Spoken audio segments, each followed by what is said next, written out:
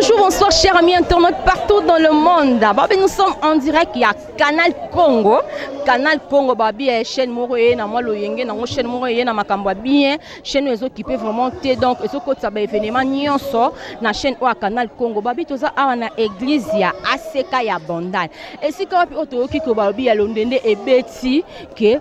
pasteur évêque Mukuna abimi aza vraiment libéré mais toye wa tomoni ete tomoni kaka famille chrétienne aye vraiment bazo fêter bazo yemba bazo komisa nzambe balobi ke pasteur Mukuna aza libéré évêque Mukuna aza libéré ndesko babi lobi nde na tongo donc à partir ya 10h toke na prison makala toke kozwaye to komemaye to yana ye awa lelo ba moyen ba libéré ezate par rapport à mon makamusu mike ya wana toza awa vraiment na église ya ACK tozo zona bande ko mususu awa comment vraiment eza ko s'est passé awa est-ce que ndeto yoki eza rumeur to eza vrai que évêque Mukuna aza libéré mbote ba mama toki que évêque Mukuna aza libéré on tout na ce qui vraiment eza vrai ou eza rumeur ya eza solo évêque Pascal Mukuna aza libéré. Bino pe bogene na prison makala bo moni nde nini bo rempli ba makamion sous ba document nyonso eza rempli makamunion eza OK si papa bimi na buto te po batu baleki na prison makala moyen acha lokolo ezate batu baleki ebele yango tozeli tongo etana bongo to bimisa ye tongo etana. Ok, merci mingi. Si ko boko lo banini pona bandeko o nyonso baloba ke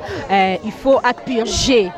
purger vraiment donc face à la kakuna bokolo banine pona ba bato nyonso baloba ki il faut évêque Mukuna purger ou soit ba condamner to kolo ba mabe pona bango te to zolo ba kanzambe alimbisa bango biso toza problème na bango te même moi la mwasi oyo mukolo likambo biso toza na problème na yete mais ye moko ndaza problème na nzambe to na likambo na yete.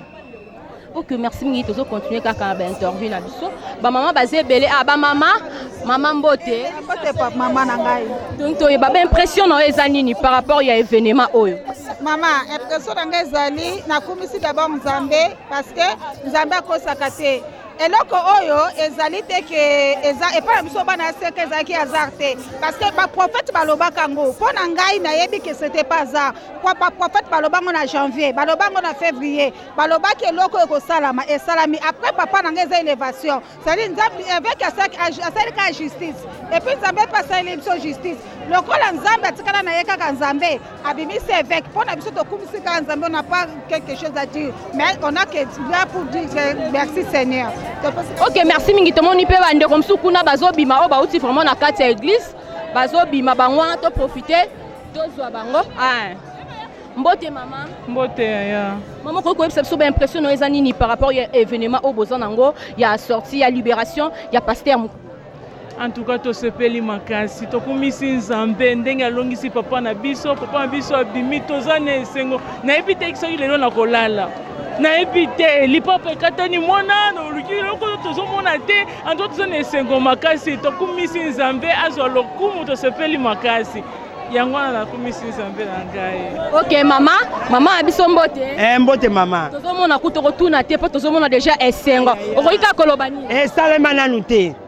eloko ya Nzambe basimbaka te ya nanu toyebi te nde tokoloba po esengo taka makasi kasi mwana mwasi wana azala mabele lokola nga Nzambe akokausa mabele mpe na se na ye onga alobika yango wana mwasini mama Tibola nayebi ete kasi Nzambe alola akokausa makambo nyonso ka o asimbi ayebaki te fela tuna akoti kote bakotaka te mama yo koloba nini kobakisa nini mama na ngai esengo ezali makasi pona papa na biso tozaki koyebisa Nzambe loba yeba likambo kasi loko ayebi ne likambo te Nzambe abunda alongisa ye lokola Nzambe alongisi ye topesi kaka Nzambe merci mingi ndenga bimisi papa na biso tofingami tocholami kasi likambo muto ayebi te balobi kokosela muto likambo ezali malamu te na miso ya Nzambe mosali ya Nzambe koloba nini pona ndeko na biso mwasi afundaki pona mwana mwasi wana ya kufeli mbongo kasi abosani ke Nzambe ya papa azali aishuwe. Ok, merci to ndeko mobali koloba mbote biso tokumisi na Nzambe ya liboso totali sete tozali bandimi ya solo tozotalisa mokili mobimba ete ACK azali na Nzambe butu moi to bana ko sambe to zolo ba ete nzambe abatelaki Pierre ya biso Pierre ezalaki avec Pascal Mukuna lelo nzambe afongoli bikuke ya prison avec Mukuna za ya liberté yango to zotalisa batu nyonso eke nzamba Mukuna akufi te azala bomoi baoyo balembaki bazonga na kati ya aseka nzambe aza awa oyo eza makambo ya nzambe eza makambo ya mokili te eza nzambe asa alobaki ete makambo nyonso wana ekoya lokola se abimi tokumbisi nzambe wana toyokai ke aseka epanzanaki moto akosa oyo te ke aseka epanzani un vrai leader bayebaka ye na absence na ye yo moko omwani ndenge toza bo donc aseka epanzani te aseka ekopanzana te ekotikalaka aseka leader mpe ya aseka azaka moko kombo na ye évêque Pascal Mukuna leader l'homme yorolobeza te donc toza émotion elekeli biso tontimaki te mais évêque Mukuna aza mutu nzambe alors sentiment eleki nzambe akumama azangaka te mama eloko nasepeli tobandaki na bino tosukisi na bino lobi wi nga 7 heures nazaza wana tokutana na biso nyonso tuwana bana ya kisasa tokutana wana donc ekozala esengo makasi bon nga nakobakisa eloko moko omoni bidon ntango nameli mai epesi kimia donc mowumbu na nzambe ntango abimi eza kimia na mitema na biso tosali basacrifice ya bapriere na bagene kokota na ye tina ndenge azobima lobi nzambe ayoki kolela me tozoloba boye mutu nyonso akotaki na nzela na ye selo alliance ya sala na nzambe abebisi vi na ye nzambe aloba na ye oyo nyonso akokota na vi na ye mpo abundisa ye vi na ye eza akobeba donc mutu nyonso ata aza nani babengaka ye nani na kombo nini na oyo nyonso baparticipe na eloko wana donc bavi na bango nyonso eza akobeba donc so balingi baluka babongola mitema basenga pardon na mabe basala so baboyi mama bokanga maloba oyo bokomona yango kokokisama papa bomona oyo efeka obima lobi aza na lesa munene asala na nzambe ni tete nzambe na ye alingaka bima te akobima na sante ya bien akobima na défaut te o défaut moko eza te akobima kitoko donc na akobima kitoko akakuta biso mpe na esengo do tokoyamba ye na esengo bani mpo na ndeko ya mwasi mamichubola oyo wafude mwasi tokoloba na ye boye conscience na ye esala aza na ye mutu okomprendre papa akoboya ye te areconnaître ke oyo asali wana eza mabe aye asengi papa pardon mais soki atie lolendo amasi mapeka ayebaka yango biso te nzambe asala alliance na évêque Mukuna nde moto aolandeka malembe pambola wumela fwati wumela tina sang owumela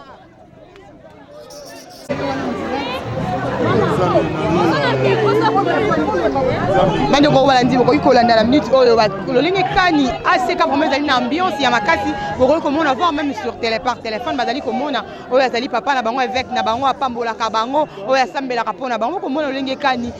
bandimi aseka bazali motivé mpe bazali na esengo makasi ya kosentir libération et puis acquittement ya oyo babengi évêque Pascal Mukuna babi mokolo éveil patriotique et toujours bazali kocontinue na reportage na biso en direct na Rachel Chako et Dieudonné Maouéja aussi qui est là avec nous. Pourquoi Bolanda a toujours resté branché derrière juste cette caméra et vous allez.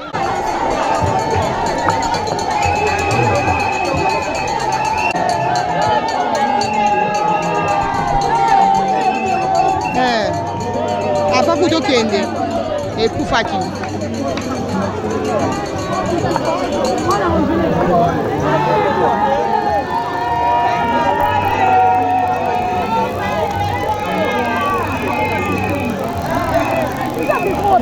Non, non, ça commence.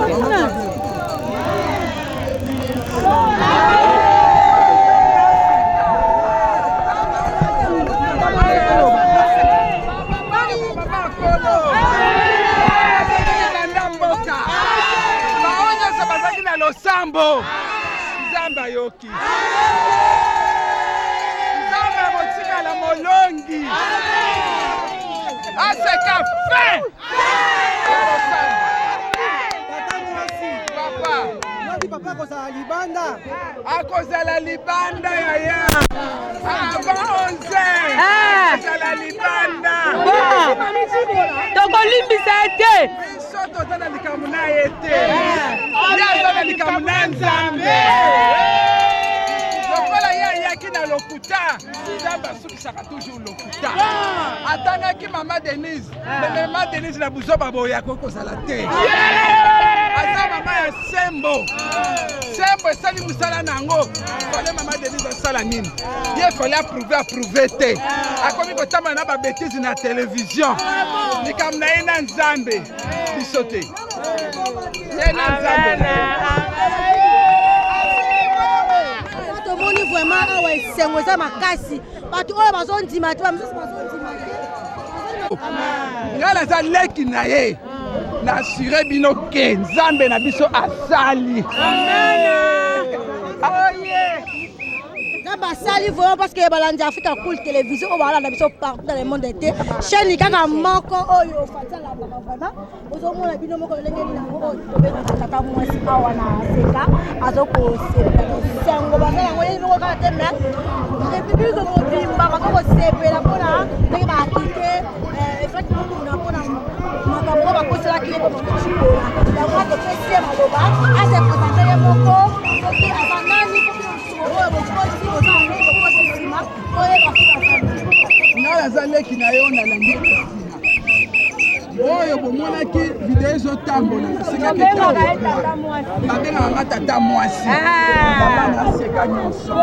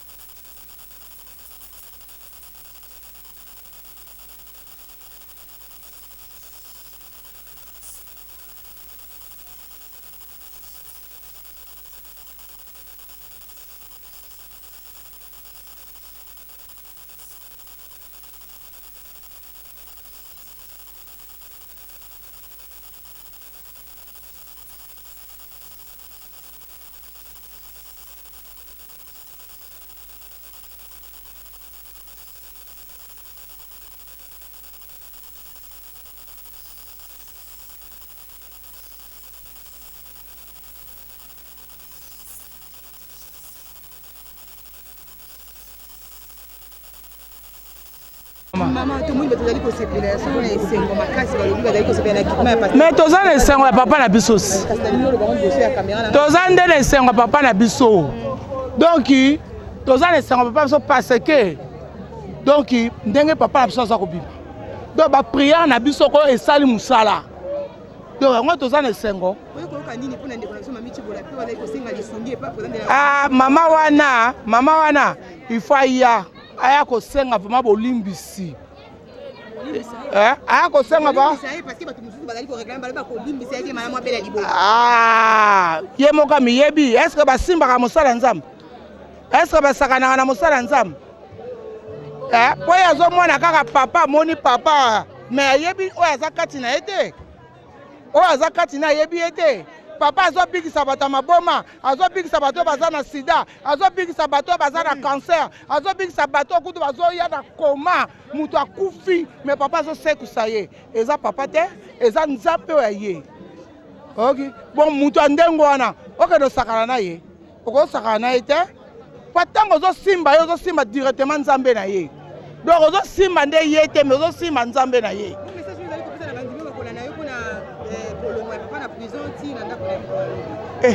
nazoloba bandimi wana bakende ata nga moko oyo oyo nazoloba liboso na yo lobi kutu nazolata nde polo nake na mosala natalisi bango ke nyonso oyo bato balobaki baeshue bakei va contre mur donc bakotia bamituna se vraiment mpo na papa na biso donc soki nalongwe mosala nake mbangu donc nakende mosala mpona kosenga nzela donc mbangu prison ekoyamba nga mpo nayamba papa na nga na esengo toza na joie bato bakokende lobi o lobi pa donc toyebi te mandala na mandala ti maputa na maputa mama donc ye nani mwana mwasi wana ye libomati papa avec la prison moutake kosamba aye 11h makolo braka olonje ndeke aye erni aye 15h na butu lobi etongo bakila mutu prison ezalaka wapi basambaki erni nzambe victoire bana aseka tozalaki siri tomona papa ya biso lobi eveke mutu aza libanda peuple congolais panja sango na moninga lobi eveke muku naza libanda papa na ngai mon père spirituel ma papa moi lobi aza libanda to ebele panja sango nde nake boye nake kopiblie déjà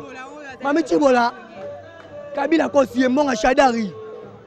ale mbonga bana mona ngote ake ko 25 mbonga bakosi ye batindi ye ba general vina ye baby ye vina ye bebe sili akopola denis ayebi o na ye Chibola kosuka mabe biso bana évêque lobi to koyebi longa lobi 6 ans na prison afasi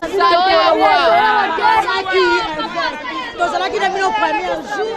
totala bino susu ti mokolo to bamemaki na prison osika makasi lelo tomoni bino bisango kaka minoi mpena bozosekaseka ojuste esango na bino eza nini na mokolo ya lelo mama oyebi ke yo nde moto ofilmaki nga tozalaki na pasi na soni tolelaki lokolo bakite papa na biso nde première esengo oyo ozomona lobi na 9h papa na biso aza libanda papa na biso afingami acholami abimi mutu pamba tika te nde bakite ye lobi tomona ye bato bandozela 20 ans mais abimi akenda kubino bona reta abimi te papa na biso azobima lobi na tongo Tumoyi azwa lokumu kotozi victoire balobaka abeti ge mona pokwa oyo muna na buso te ana ndako na ye baboyaki nde atupomo bato balekaki ebele ntango bato bakei nati bapede mokuna po kati na bakala buso te eloko bapesi nde memeti basenga boye tribune po bakayemaki tribune nzambe ekozala ya bango ezalaki ya mokili ya biso ezalaki ya nzambe abeki te nous kotala ebele bakoma oyo baza awa tolo na se baliaka te ntongo midi pokwa jeune de prière mpo na papa oyo nzambe alasala te epesi nzambe merci mingi na oyo asali epaposo évêque abimi libanda mami Chibola mondele nzambe akonfronde yo osambwa lokola ntungwakana okomi kolela nzambe akonfronde yo mama solo oza mwasi yaka kosenga papa évêque pardon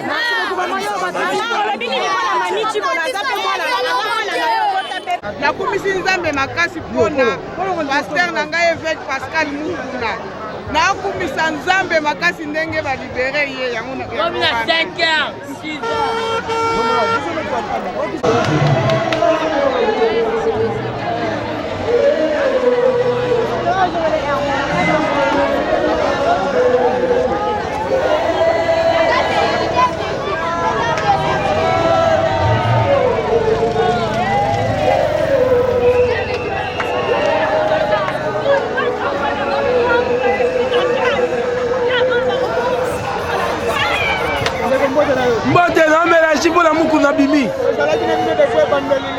Voilà.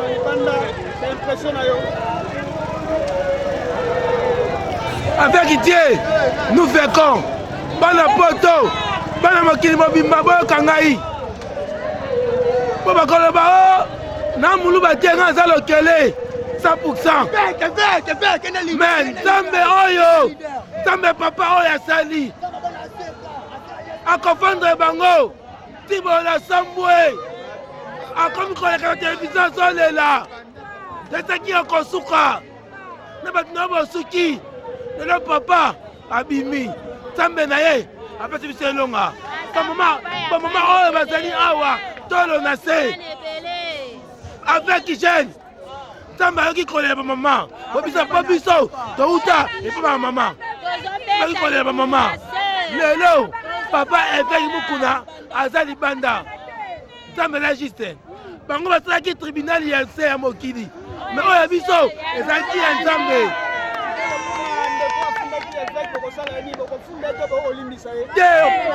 Olimbisa toya tina na ye te tolimbisi ye mabe na ye nde oteya ye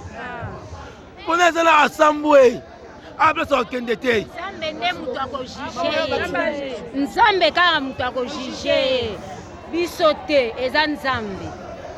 eloko nalobika yango wana toza na esengo topesaka nzambe merci po te aza malamu alongisi papa na biso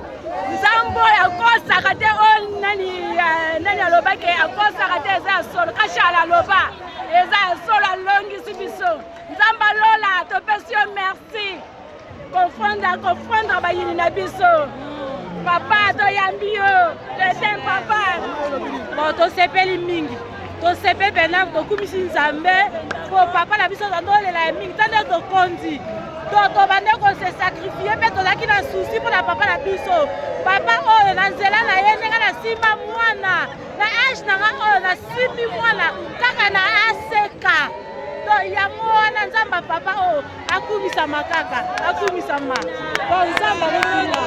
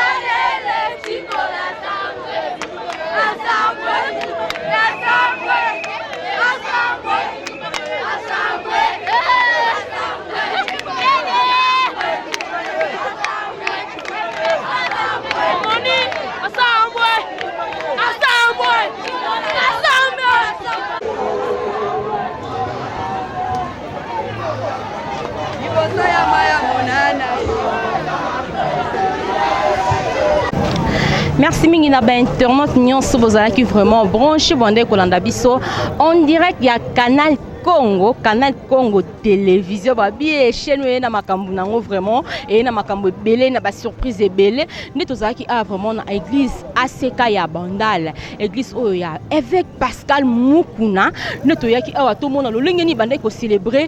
sortie libération ya pasteur ya évêque Pascal Mukuna mais wa vraiment na pesi mbote mingi na pesi merci mingi na ba o nyonso bande ko linganga bande ko landanga vraiment to comme na biso na suka merci beaucoup na ba o nyonso bandima ko pesa nga meta immortel lito ipo na oyokanga merci pe na ba o nyonso mesa ko pesa nga confiance wa na bosanité balobi groupe WhatsApp oya ba combattant ya évêque Pascal Mukuna babi 100% évêque Pascal Mukuna groupe WhatsApp vraiment ba mbote na bino mingi na bosanité babi Rachula Carmel babi donc moi vraiment autre lumière